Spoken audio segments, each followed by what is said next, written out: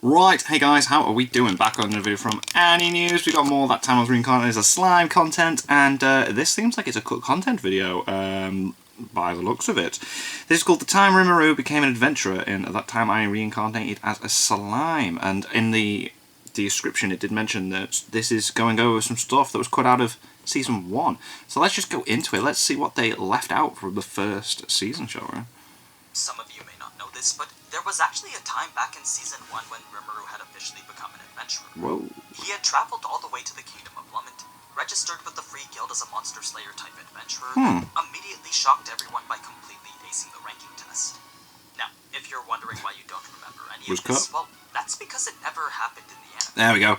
This entire arc in which That's RIMURU weird. starts to discover how these human kingdoms operate was completely bypassed at the tail end of Season 1.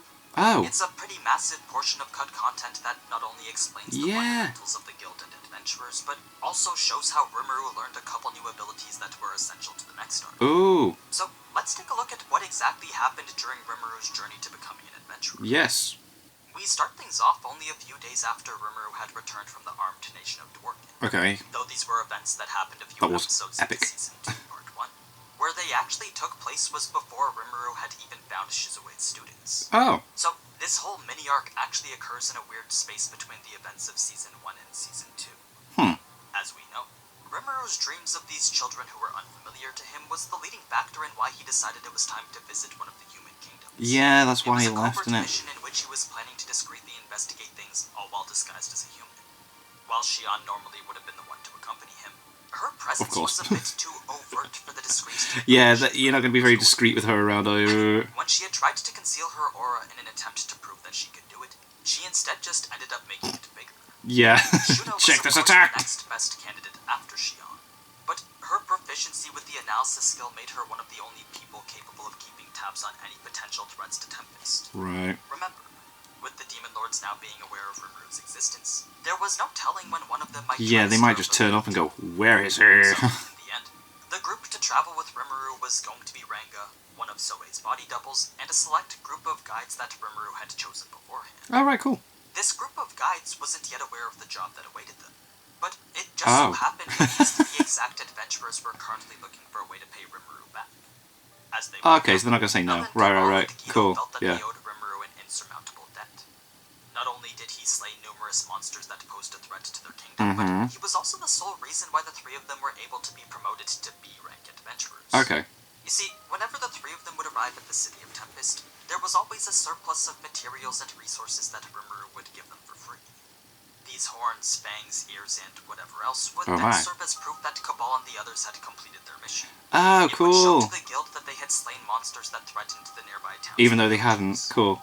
They weren't really materials that could be sold for money, but they did grant the three of them points. Got them Points which status. would then Status. Playing too much Destiny. It was a method of Status. cheating the system that allowed them to climb the ranks far faster than anyone before. That's cool. And even though something like this normally wouldn't be allowed, the Guildmaster Fuse decided to make an exception for it. He's cool. Despite being well aware of what Cabal and the others were doing, their connection with RIMURU was simply far too important to risk. Definitely, don't sever that. Right, makes sense. So, as long as the three of them continued their training in Tempest, as well as showed restraint when it came to turning in resources, the arrangement they'd stumbled upon could continue as usual. It helps everyone out. That's cool. The group didn't want to just continue showing up to Tempest only to take whatever materials they could. They truly wanted to be of help to RIMURU. So, when Gobita showed up and requested their help in RIMURU's name, the three of them were ecstatic to finally It's like, yes, let's go and help him. Whoop! Now, the reason the guide was even needed in the first place was because no formal route actually existed between Tempest and Blumund. There were three highways currently under construction, but the ones to the Dwarven Kingdom and Eurasania were closer to completion than the one to Blumund. So, as it was now, a one-way trip to Blumund could take anywhere from 2 to 4 weeks by foot. Jeez, Over that's a long third of time. the route was unpaved forest paths that could prove to be quite daunting. That's why someone like Cabal, who was supposedly familiar with where to go, was needed as a guide. In any case, the initial half of the journey was traversed by wolf-pulled carriage. Oh, that's so cute. Since parts of the highway had already been completed, Ranga's body doubles allowed the group to speed through the first 100 miles in only a couple of days. Sick. Had the highway been finished, though, then the group could have easily completed the rest of the 200-mile route by the next day. That was the 3-day journey that Rimuru was hoping to provide by completing this highway. Hoping. He was attempting to create an invaluable piece of infrastructure for nearby right, based off of like real life, well, real life which would funnel them directly world it to came the from city stuff.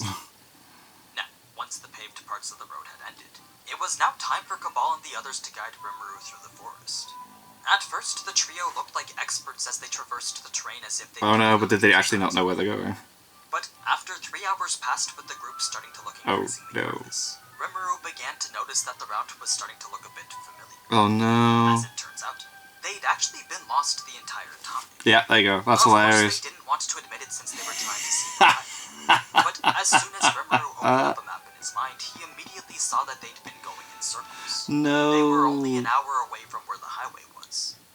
So, with the day pretty much over, that's brilliant. Rimuru decided it was best to spend the night at the camp where... Well, mate, this would be a fun little OVA or something, this little adventure. Get a nice meal, then rest up and leave in the morning. While this certainly wasn't the impression that these 3 were trying to leave behind, it actually wasn't entirely their fault. You could honestly blame Rimuru more than you could blame anyone else. Why? Reason being that the point where they were in the forest was currently surrounded by daffodils. This was a phantom flower that caused those close to it to experience hallucinations. Okay. Geld did know that they were there, but because he assumed Rimuru couldn't possibly get lost with his magic sense, he decided not to let them know before they had left. Had Rimuru actually been the one doing the guiding, then this definitely would have been a reasonable assumption to would have negated it, but maybe, yeah. because he was Damn, so caught up okay, in yeah. taking part in this authentic adventure experience, Rimuru had turned off all his cheat-like abilities. Cheat-like abilities? What, nearly all of them? That's how they had succumbed to the effects of the flower without him even knowing. Right. Since this was a mistake that Rimuru wasn't planning on making a second time, the next day he decided to provide some help of his own. He figured the best option would be to use Gluttony to clear the path in front of them. Sick. Not only would this prevent them from Cool. being inconvenienced by anything else, but it would also help Geld in opening up room for the highway, thus accelerating the project's completion. Alright, okay, 2 birds, 1 stone, like it, like it. Rimuru would spend the next week walking through the forest without much of an issue. There was plenty of food to keep everyone going. Nice. The wolf wagon from Rimuru's stomach was the perfect place to sleep whenever... It sounds so weird from his stomach. It was such a relaxing change of pace that by the time the journey was coming to its end, Ellen couldn't help but express her love for it. Aww. At this point, she wanted nothing more than to keep adventuring with Rimuru forever.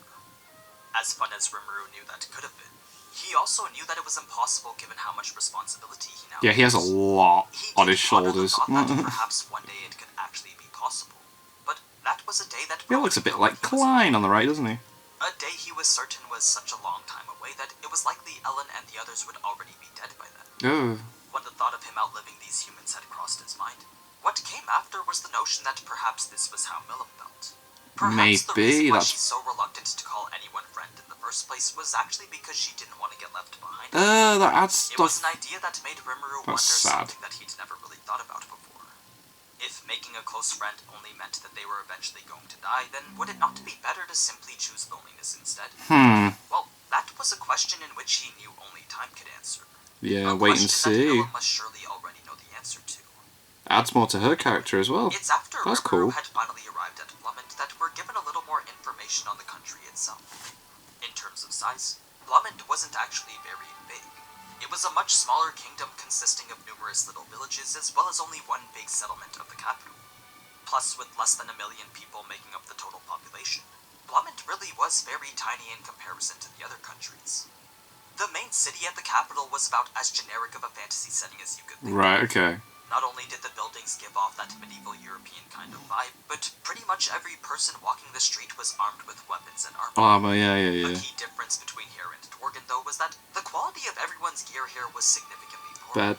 Poorer, there was a right. very distinguishable difference in quality between the work of dwarven artisans and pretty much everyone else. Right. Oh, they're so, despite amazing though, aren't they? Armed and ready to fight, not many looked very capable of fighting at all. Oh dear.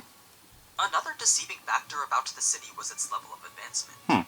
What Rimuru initially believed to be medieval through and through was actually a bit more high-tech than he'd imagined.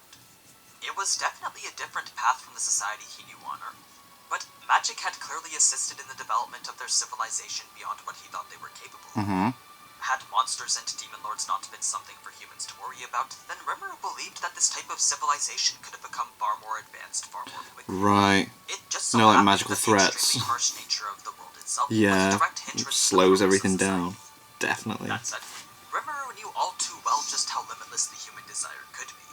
So, even though the human kingdoms would set aside land for the demon lords to rule on their own, it wasn't a sure thing that that type of agreement would stay forever. Sure, the power difference between monsters and humans may be enough to keep them from expanding their territories for now. But there was no telling how long that difference in power would actually remain. Because of this uncertainty, Rimuru knew there was always the possibility that one kingdom could become greedy enough to invade another. It was a possibility that he was planning to discuss upon his return to Tempest. For now, though, Rimuru's current mission was tied to the office of the guild. His plan was to meet up with Fuse, then get him to write an invitation to see Grandmaster Yuki. But once the group had arrived, there were a few adventurer-related activities that Rimuru needed to take care of first. Like? Specifically his registration. Right, of course, here we go. This was a matter that was typically handled by the General Affairs Department. It was a section of the so guild weird where that this was beginners cut out, could join, what? leave, or ask any basic questions. Next to that, there were also counters that indicated designated areas for sales or experts. Sales, as you'd expect, was where all quest-related materials were processed. Then, the experts department was an area exclusive only to adventurers accredited by the guild. These were members of the organization who typically took part in out-of-town activities such as retrieval, exploration, or monster slaying. Cool. If you wanted to be an official adventurer, then you had to be recognized by the guild as being proficient in one of these three categories. And of course, there's no way Rimuru can't prove any of those things. So, you could very well be the most skilled mage in the entire capital. But unless you had in-field experience mate, with really? exploration or monster slaying, the guild wouldn't give you the adventure. They'd just be like, whatever. Even if Rimuru just stood up there and just like started like absorbing everything and just copying every single ability that he's like. That way their duties could be split much more evenly. Cool. Not only did this mean that each of them was an expert in the eyes of the guild, but it also granted them a lot more freedoms when it came to travel. You see, anyone who carried the title of adventurer was allowed to change their nationality and country of residence anytime they wanted. Very, very bizarre thing to be able to do. Laws and made crossing borders that much easier. Yeah. Something Rimuru knew he would need if he was going to make it to the kingdom of Ingracia. Oh. So when he something. to the General Affairs desk, This is weird that this was cut out. The clerk as well as several bystanders looked at him with a bit of confusion. I mean, to them, Rimuru did just look like this little kid. It was only natural they misjudged Kid with a mask. because of his Okay. Fortunately for Rimuru, though, Cabal's reputation as an elite adventurer went to subside some of that skepticism. Not everyone believed it when he said that this kid could take all of them on at once, but Of course, like first glance, right? Really? Really? It could be true. It was a statement that worked to grant Rimuru permission to take the test. As for what this test entailed, well, each was different depending on the department that the candidate was going for. Explorers were required to thoroughly investigate man-made ruins and report their findings. Retrievers were sent into the forest to find and bring back a specific item. Then, monster slayers were given a set of increasingly difficult monsters to fight and kill. Of course, Rimuru could easily do all three, but of course, that's what I'm saying. could be taken immediately, that's the one that he decided to go for. Now, the moment he declared that this was his intent, both the clerk and nearby adventurers were shocked by this seemingly hasty decision. I mean, this test wasn't something any rookie could simply take and walk away unscathed from. And that's because a minimum rank Yeah, met Rimuru. to complete it. The way these ranks worked in the guild was much like how it worked in many other systems. Every new adventurer had to start off at the lowest rank of F. Then, from there, they could only take jobs that were the same rank or one rank higher. Right. As soon as some actual experience has been gained, that's when the guild can choose to promote you to the next rank. And then you could take one higher than that, which will help you rank up quicker if you succeed. And keep adventurers safe. So, when it came to monster slaying, both the jobs as well as the test that Rimuru was about to take was limited by the ranking he was currently assigned. That said, the test did also provide the opportunity to quickly improve said rank. Reason being that, for each monster Rimuru successfully beat, not only would his rank go up to the next level, but he would also be given the option to immediately take the test for the next rank after. Cool. That's why it was pretty much a consecutive sequence of increasingly difficult battles. Oh, right, okay, so you just kept straight away, just going, right, okay, next one. Then, as penalty, his rank would be demoted. It was a deterrent that made it so examiners wouldn't constantly be bothered by adventurers who only sought to increase their ranks. But anyway, due to the earlier commotion caused at the General Affairs Desk, a summoner-type examiner was already on site to see for himself whether Cabal's words were true or not. He personally didn't believe that Rimuru was as strong as Cabal was. Yeah, that's cool. So he was very eager to test Rimuru's skills with a set of monsters from his own personal arsenal. The first monster he summoned was a low-level hunter hound that met its end as quickly as it appeared. Oh, that's cute. With a single slash, Rimuru had beheaded the opponent, Jesus! thus granting him the rank of E as well as That could be one of the reasons why this thing was not put out there. While this wasn't really impressive, No one likes to see animals get hurt. upset when Rimuru joked about wanting to skip to the A rank test. It made it seem as if he was looking down on everyone else. So, despite the next test being for the D rank, the monster Theegis had summoned would have been challenging even Whoa, that looks dead It cool. was a fully armored dark goblin that many recognized as his primary servant. That's sick. An opponent that surely didn't fit the rank that it was being tested for. But just like how it was with the Hunter Hound, so too did Theegis' go-to Wow, summon just like that. with an immediate decapitation. Amazing. Once again stunning both the examiner and every person. That's sick. A group of giant bats were then summoned for the C rank test. Theegis hoped that by having multiple enemies attack from different directions, then perhaps this would be a bit more challenging than all the other tests.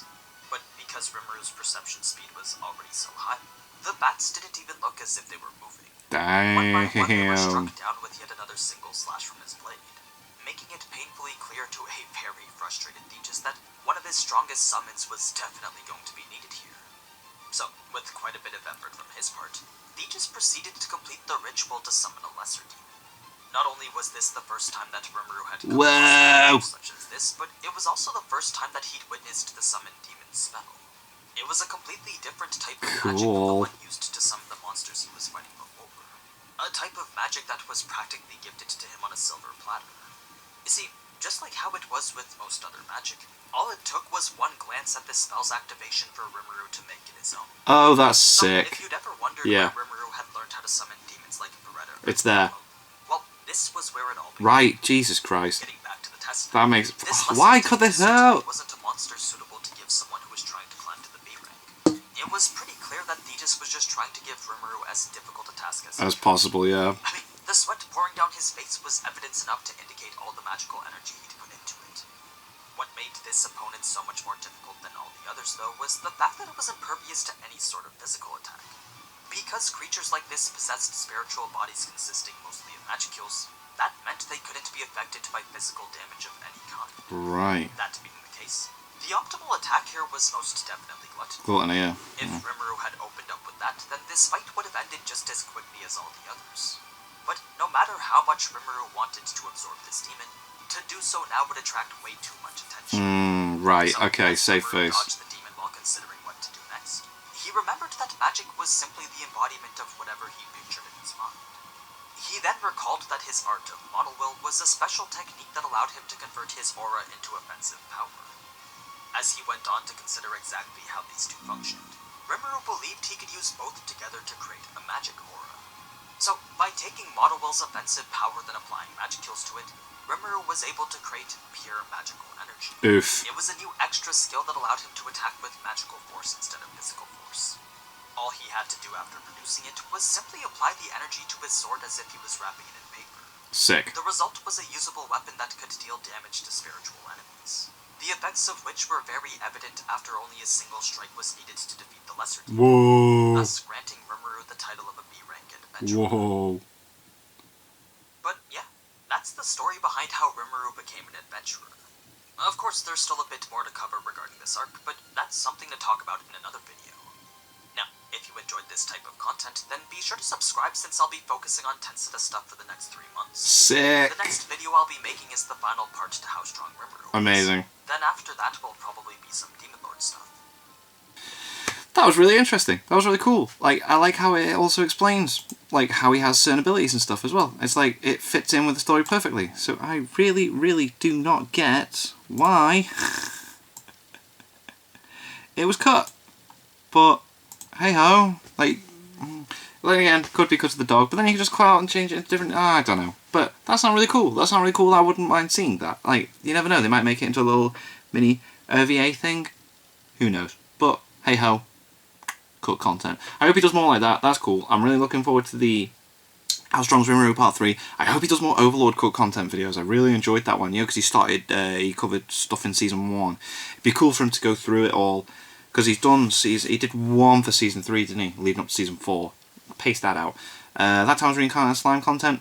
Happy with that. dead cool.